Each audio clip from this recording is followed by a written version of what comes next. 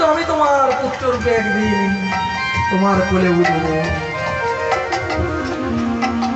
দেখতে দেখতে বলি রাজার রাজসভায় এসে উপস্থিত হলেন। বললেন, মহারাজ বলির জয় হোক। কে জয়ধ্বনি করছো?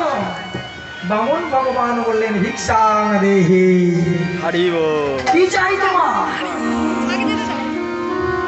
আমি যে দানের মতো করি, সূর্য উঠলে দান শুরু করি।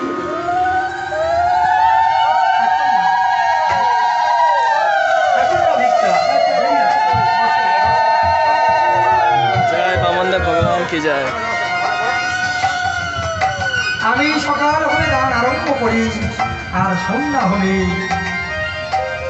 দান বন্ধ করে দিই। কে তুমি? কি দান চাও? আমি গরিব ব্রাহ্মণ, আমাকে বিশেষ কিছু দিতে হবে না। সন্ধ্যা হয়ে যাচ্ছে, তাতে ক্ষতি কি? এখনো সূর্যদেব আছে।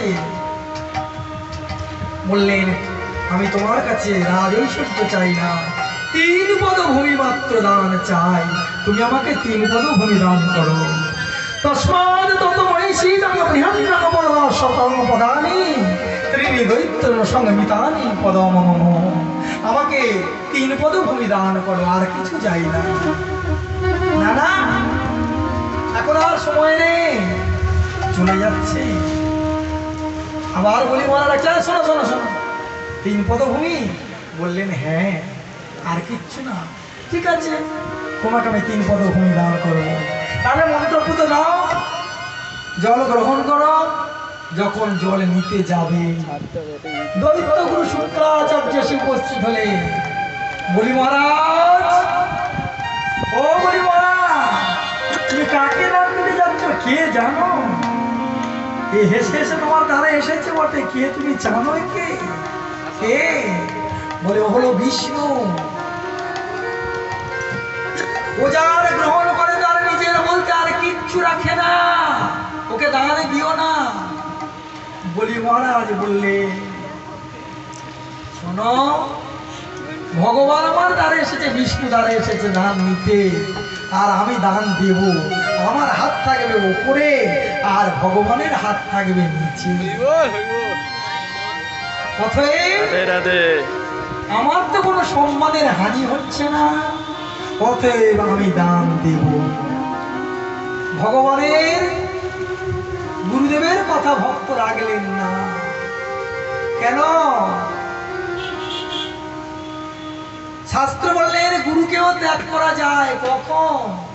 ভগবান ভক্তি বহির্মুখ গুরুকে ত্যাগ করা অবশ্যই কর্তব্য।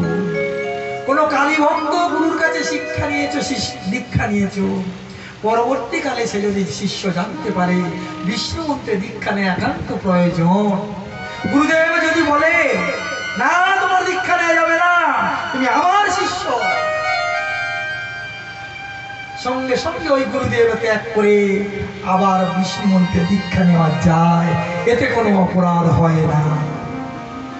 তাই বলি মহারাজ, দৈত্যগুরু শুক্রাচার্যকে বললেন, দেখো আমি দান দেব, ভগবানের জন্য সবকিছু ত্যাগ করা যায়, সবকিছুর জন্য ভগবানকে কখনো ত্যাগ করা যায় না।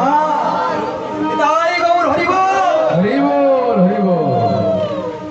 তাই বলি মহারাজ দান দেওয়ার জন্য উপস্থিত হলে দৈত্যগুরু শুক্রাচার্য অষ্ট সিদ্ধি প্রাপ্তি সঙ্গে সঙ্গে লঘিমা হয়ে গেল, ছোট্ট হয়ে গেল, কমণ্ডলুর মধ্যে প্রবেশ করে ওই নলের মুখের মধ্যে বাধা দিচ্ছে। কেন?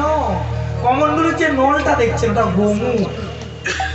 হিমালয় পর্বতের কত দিক থেকে জল আসে, সব গঙ্গা নয়। কোনটা গঙ্গা? গোমুখ থেকে যে জল আসবে সেটা গঙ্গা।